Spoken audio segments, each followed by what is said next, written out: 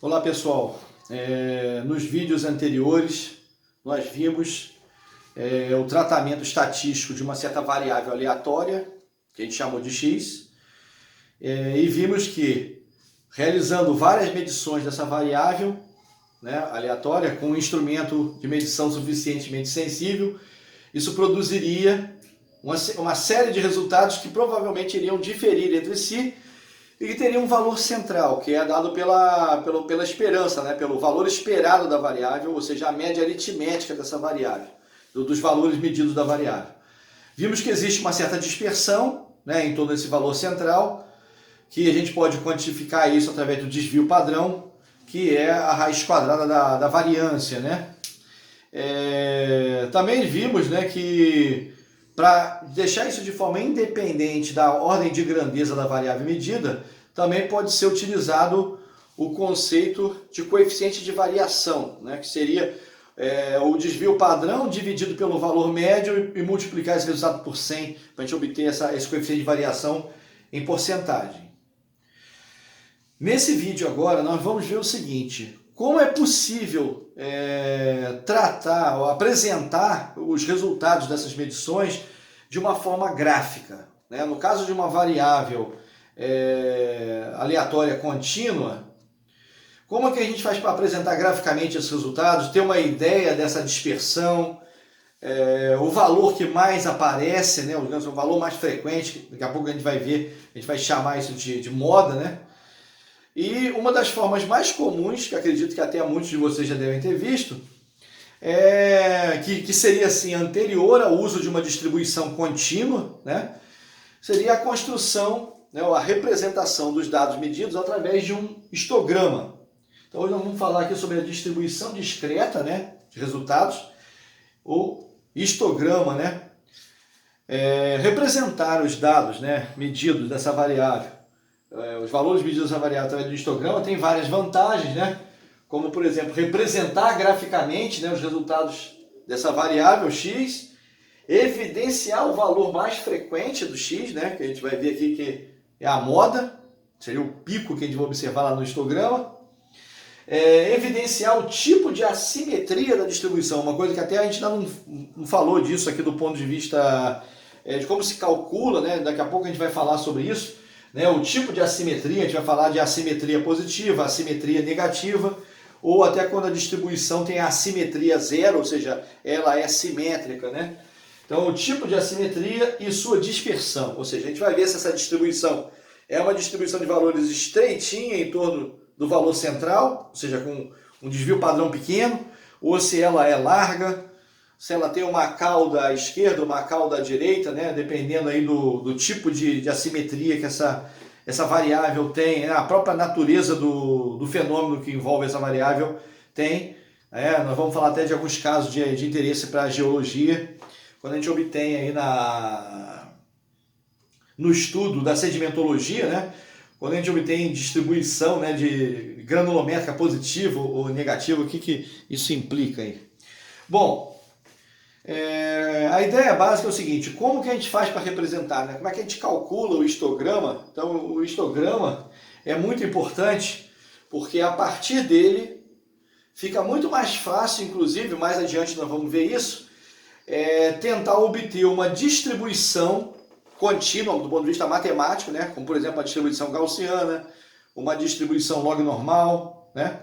Uma função, né, que represente de forma contínua essa variável, né, ajustando essa curva, né, contínua sobre o histograma que a gente obteve, né, isso fica facilitado nesse aspecto. Bom, vamos ver como é que é a ideia então por trás disso.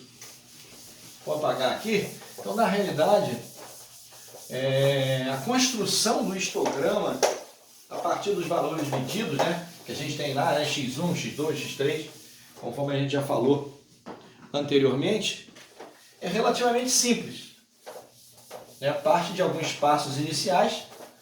Eu não sei se vocês já tenham visto isso antes em alguma outra disciplina, mas a ideia é bem simples. Então, para construir um histograma, né, como é que esse histograma é feito, né? O histograma, ele é um gráfico fazer um desenhozinho aqui para tentar representar graficamente o que seria esse histograma, né? É um gráfico no qual, nesse eixo aqui, né, no eixo horizontal, nós vamos representar aqui os valores da variável x, variável aleatória que eu estou trabalhando aqui, x, né? Vou representar os valores de x aqui nesse eixo. E aqui no eixo vertical, né, eu vou representar o número de contagens, ou seja, o número de medições que ficam dentro de um certo intervalo que a gente vai chamar de classe. Né? Então aqui é o número de contagens, né? Tá aqui assim, ó. Contagens.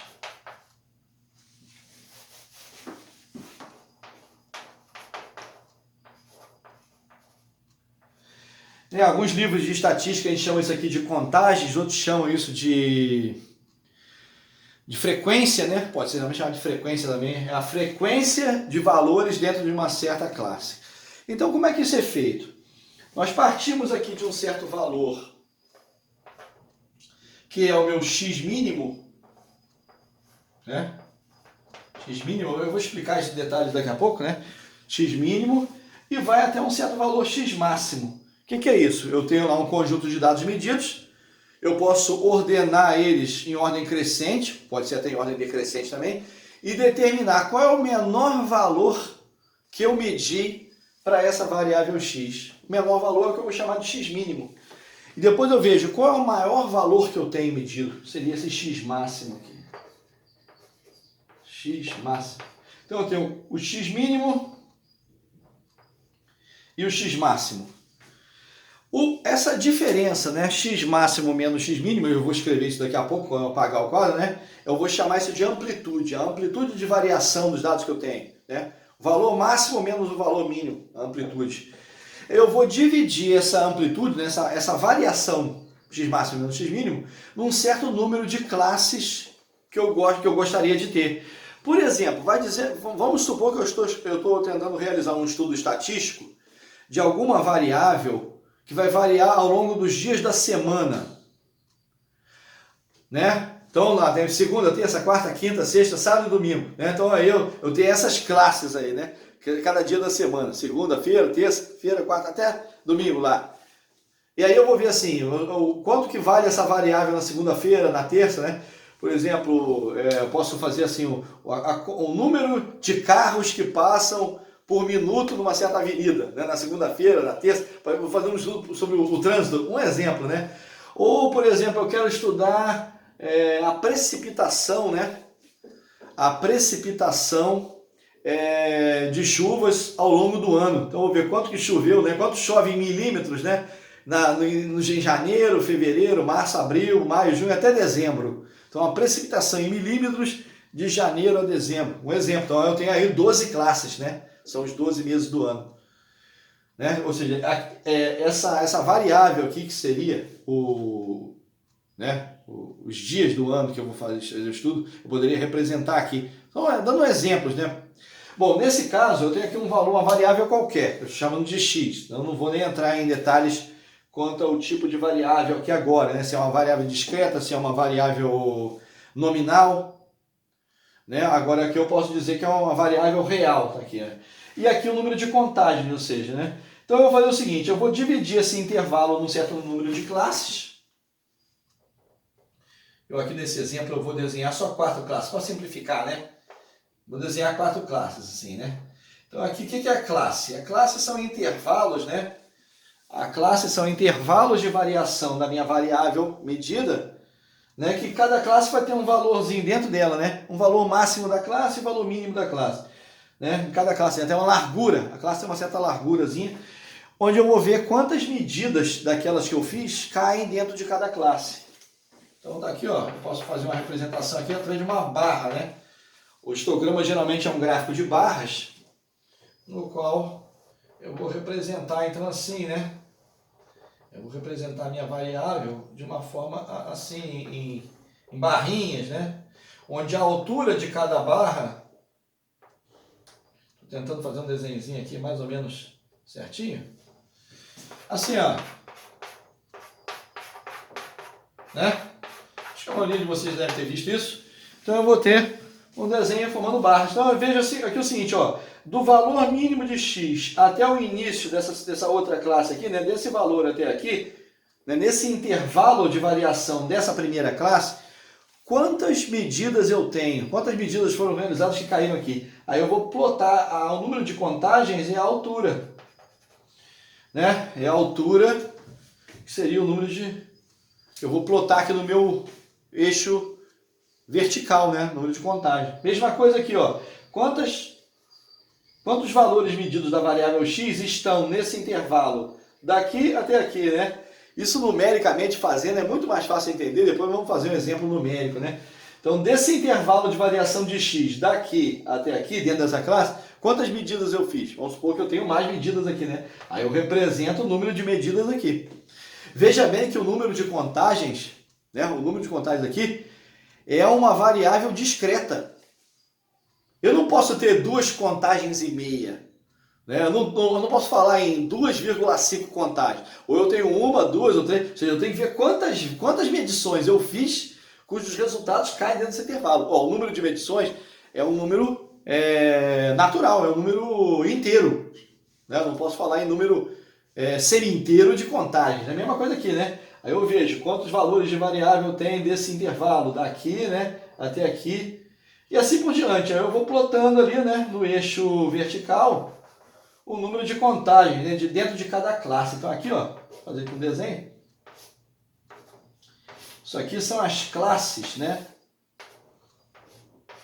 São as classes do histograma. Né? As classes do histograma são essas barrinhas aqui, né? São essas variações que a gente tem aqui no eixo x, né? O valor inicial da classe, o valor final da classe. Bom, uma coisa que a gente pode falar logo aqui de cara é o seguinte. Pode acontecer de algum valor medido cair justamente no limite entre uma classe e outra. Por exemplo, aqui nesse valor, né, de x, aqui, ó, é o valor que é o valor máximo da primeira classe e o valor mínimo da classe seguinte, que no caso aqui é a segunda classe. Ou seja, o mínimo da segunda classe e o máximo da primeira são valores coincidentes de x. E se na hora que eu medir, por acaso, ou seja, isso é muito raro acontecer, mas pode acontecer, de um dos valores medidos cair justamente aqui. E aí, eu vou contar, né? Eu vou contar essa medição para a classe número 2 ou eu vou contar esse valor medido para a classe número 1? Isso é um problema, né? O que é feito normalmente? Né? Valores que caem justamente na divisão entre uma classe e outra, basta desde o início a gente adotar um critério. Né? Nós temos que adotar um critério desde o início, de forma que esse critério tem que ser obedecido para você não contar 2 vezes uma mesma medida, que seria errado. Né? Então, por exemplo, vamos supor que o meu critério é o seguinte: se um valor medido cair na separação entre a primeira classe e a segunda, eu incluo esse valor na segunda. Então eu posso fazer isso, né? Eu posso pegar o valor medido e colocar na classe acima dela. Se um valor medido cair aqui entre a segunda classe e a terceira, eu conto na terceira, excluo da segunda. E assim por diante, né? Se cair entre a terceira e a quarta classe, eu conto na quarta. Ou seja, eu tô colocando o valor para cima, né? Os valores que caem na fronteira entre uma classe e outra, eu vou colocar ele na classe acima. Por que isso? Eu escolhi assim. Eu poderia também fazer a mesma coisa contando na classe abaixo. Né? Se cair. O que eu não posso fazer? Eu não posso misturar o critério. Tipo assim, se cair entre a primeira classe e a segunda, eu conto na segunda. Se cair entre a segunda e a terceira, eu conto na segunda. Aí não pode, né? Eu tenho que fazer o seguinte, eu tenho que usar o mesmo critério desde o início. Ou eu conto na classe acima, ou eu conto na classe abaixo. Então isso tem que ficar bem claro desde o início. Ou seja, eu tenho que manter o critério que eu utilizei. Bom, a questão surge, considerando um certo número n de variáveis, né, um número n de medições da variável, né? Eu tenho o número n, né, que eu medi a variável x, né? Medi de x1 até xn. A questão como é que eu vou escolher o número de classes que vai ter o meu histograma? Então veja bem, Isso pode ser desde o bom senso, ou seja, eu posso ter um bom senso de escolher quantas classes eu vou querer ter, né? Eu posso também usar algumas regras.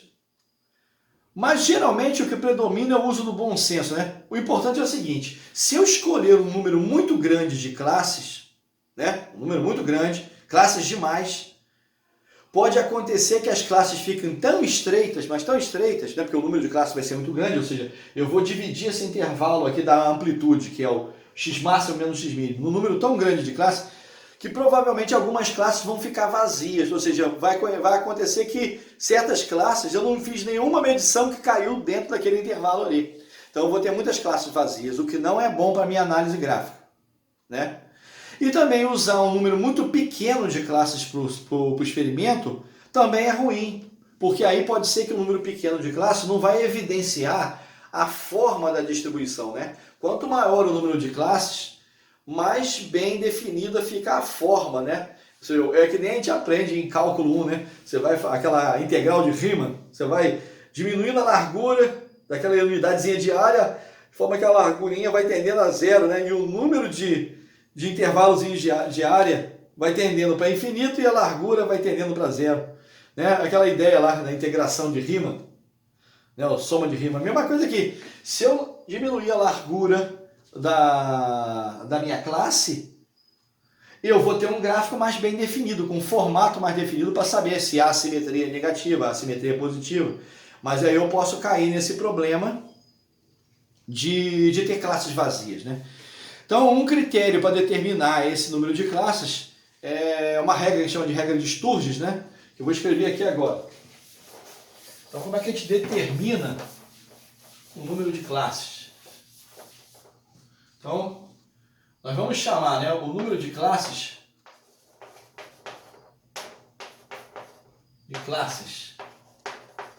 Eu vou chamar isso aqui com a letra K.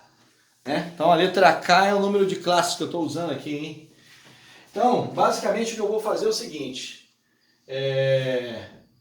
Esse número, né, esse K, ele pode ser definido da seguinte forma. Um jeito simples de fazer isso é usar essa equação aqui, ó. 3,3 vezes o logaritmo. Cuidado que esse aqui é o log decimal. Eu vou botar um 10 aqui. É o log decimal, a definição aqui. 3,3 vezes o logaritmo decimal, né, de n, onde n é o número de medições que eu fiz da variável x, mais 1. Né?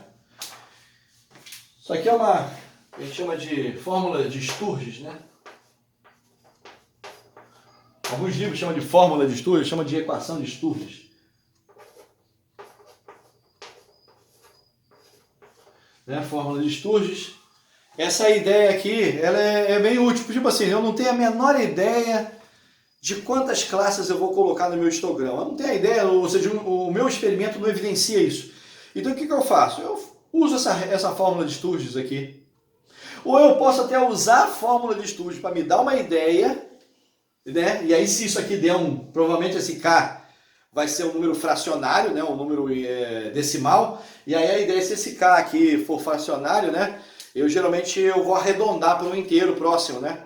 Eu arredondo para o inteiro. Vamos supor que deu 5,7.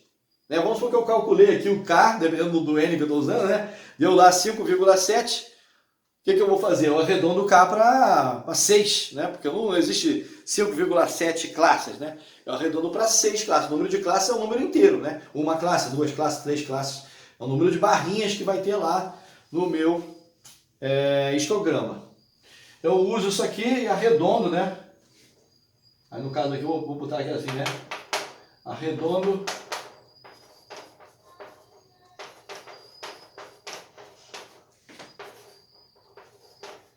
para um número inteiro próximo, né? Arredondo para um número inteiro próximo. Geralmente, eu, por exemplo, gosto de arredondar para cima, né? Veja bem, isso aí tem muito critério. Eu posso até, querendo, não preciso nem de usar fórmula de estudo. Eu posso usar só o meu bom senso ou a minha vontade. Ah, não, eu quero dividir em 10 classes. O que eu não posso é fazer absurdos, né? Botar um número de classes muito grande e depois correr o risco de ter muitas classes vazias, né? Então aqui eu arredondo para um inteiro próximo, né? Geralmente arredondando, é muito comum arredondar para cima.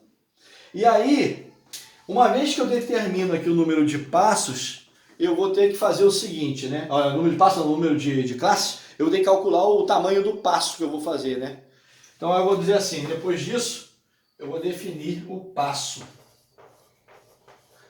Né? Eu vou fazer o seguinte, eu vou apagar aqui, né? Então eu calculei usando a fórmula de estudo, determinei aqui o número de classes K, e aí eu vou apagar aqui, né? Depois vocês voltam aí o vídeo. Aí eu vou determinar o passo, né? Aí eu vou fazer o seguinte, ó.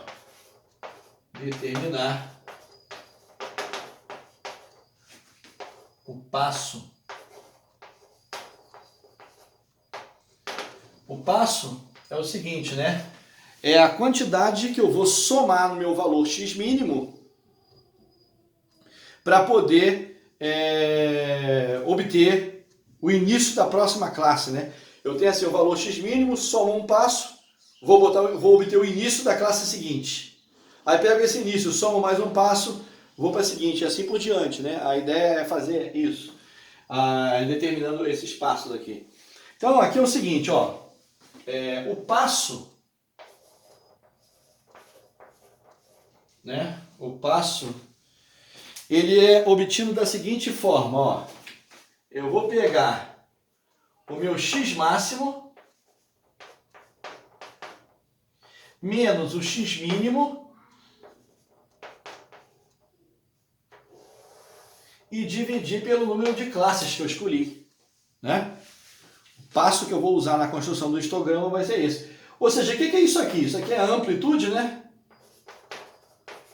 Amplitude dos dados, né? X máximo menos x mínimo é a amplitude, dividido pelo K. Né? A amplitude justamente é essa quantidade, né? X máximo menos x mínimo, como eu já tinha falado inicialmente. E eu obtenho o passo. E aí, para calcular os valores que eu vou usar lá no gráfico, né? Na construção do gráfico, é muito simples. Eu vou fazer o seguinte, né? Aqui assim, ó. Vou chamar aqui classe 1. A classe 1, ela vai variar, né? Eu vou ter aqui de x mínimo, né? X mínimo a x mínimo mais o passo.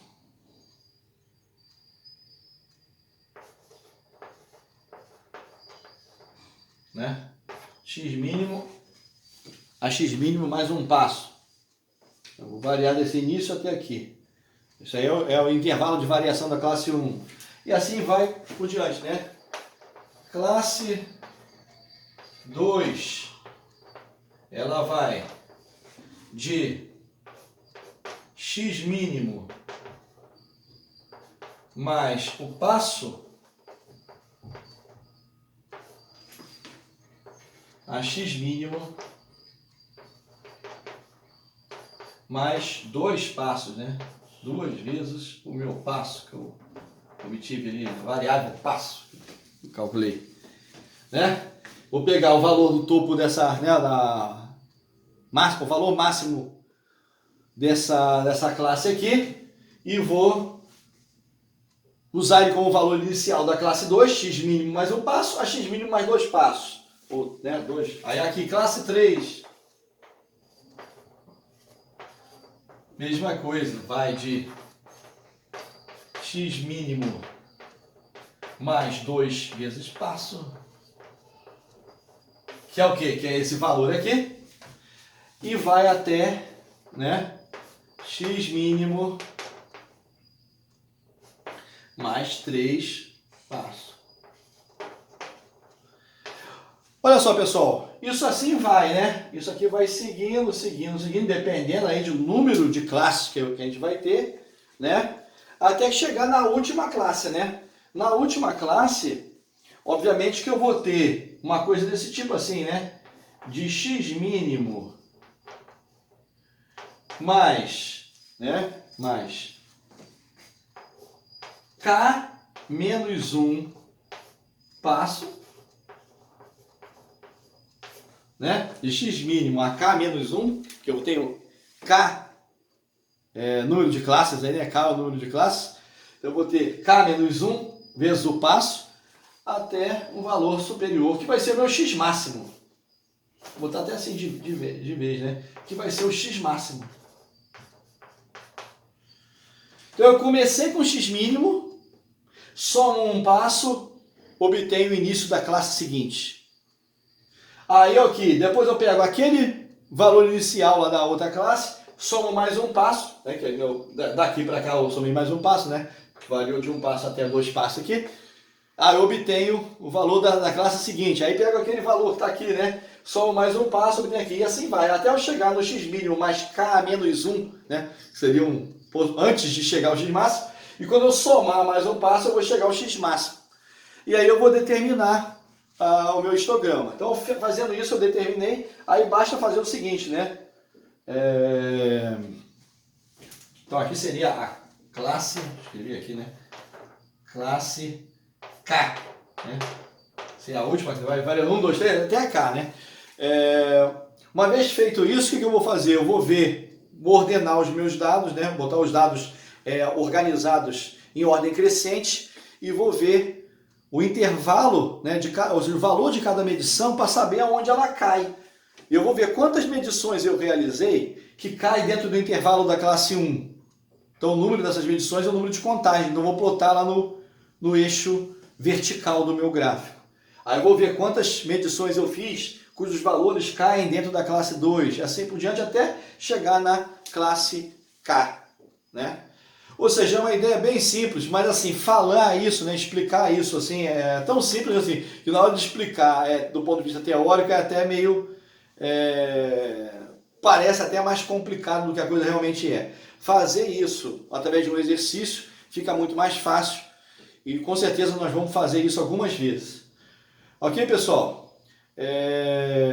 Depois então nós vamos falar também um pouco sobre essa questão da assimetria e como que a gente pode saber de antemão, ou seja, antes de fazer o histograma, existem, né, indicadores na estatística descritiva que já vai me dar uma medida dessa assimetria. Nós vamos ver lá como é que se obtém essa indicação a partir puramente dos dados, sem ter que construir o histograma. Ou seja, eu posso obter esses indicadores antes, construir o histograma e verificar se aquele histograma construído está de acordo com o que foi observado a partir dos cálculos, né? É isso, pessoal. Até a próxima.